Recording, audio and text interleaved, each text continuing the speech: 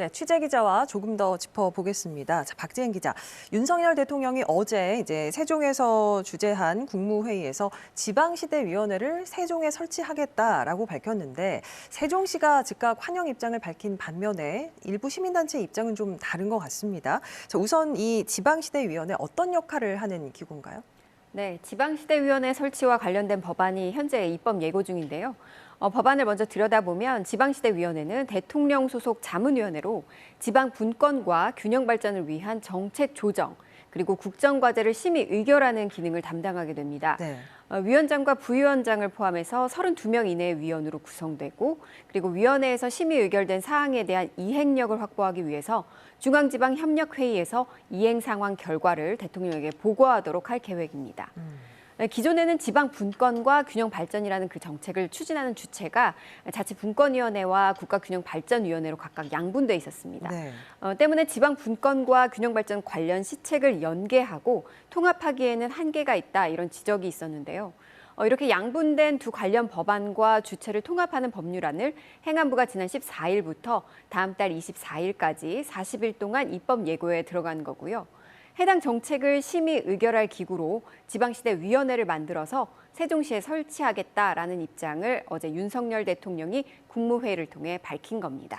자, 그런데 지방시대위원회 설치를 앞두고 일부 시민단체가 반발을 하고 있는데 이유가 뭡니까? 네, 앞서 리포트에서도 좀 보셨지만 시민단체는 이원화된 법안을 통합해서 지방 분권과 균형 발전을 이끌겠다라는 취지에는 공감한다. 하지만 핵심은 추진 주체다라면서 목소리를 높이고 있습니다. 신설되는 지방시대위원회가 자문위원회의 성격이기 때문인데요. 태생적으로 이행력은 약할 수밖에 없는 거죠. 예. 때문에 윤석열 정부가 지방 분권에 대한 의지가 확고하다면 정권이 바뀔 때마다 대통령의 의지에 따라서 좌지우지되는 자문위원회 성격이 아니라 행정력을 갖춘 컨트롤 타워로서의 역할을 해야 한다. 이렇게 요구하고 있는 겁니다. 이참에 집행부서로 행정위원회로 격상해달라 이런 의미입니다. 예, 해당 법안을 입법 예고한 게 행안부인데 행안부의 입장은 다르더라고요. 네, 행안부 역시 해당 위원회의 성격을 놓고 고심은 했다 이런 입장입니다.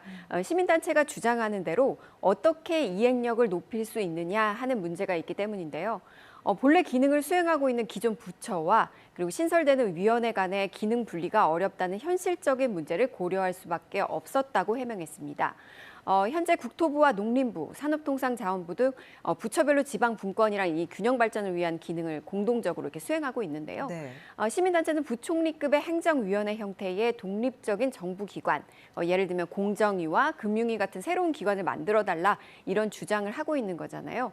그런데 이렇게 새로운 정부기관을 구성하려면 먼저 독립적인 기능을 갖춰야 하는데 여러 부처가 이미 해당 기능을 함께 수행하고 있기 때문에 오히려 그런 개별 부처의 기능을 후퇴시킬 우려가 크다 이런 입장입니다.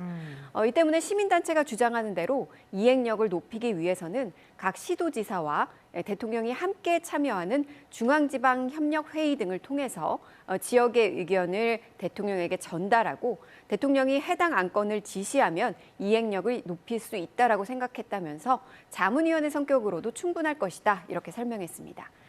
입법 예고 기간 다양한 의견 수렴이 이루어지는데요. 이제 지방 분권이랑 균형 발전이라는 두 마리 토끼를 잡을 수 있는 대안을 찾을 수 있을지 관심이 모아지고 있습니다. 예, 오늘 여기까지 듣겠습니다. 박지은 기자 수고했습니다.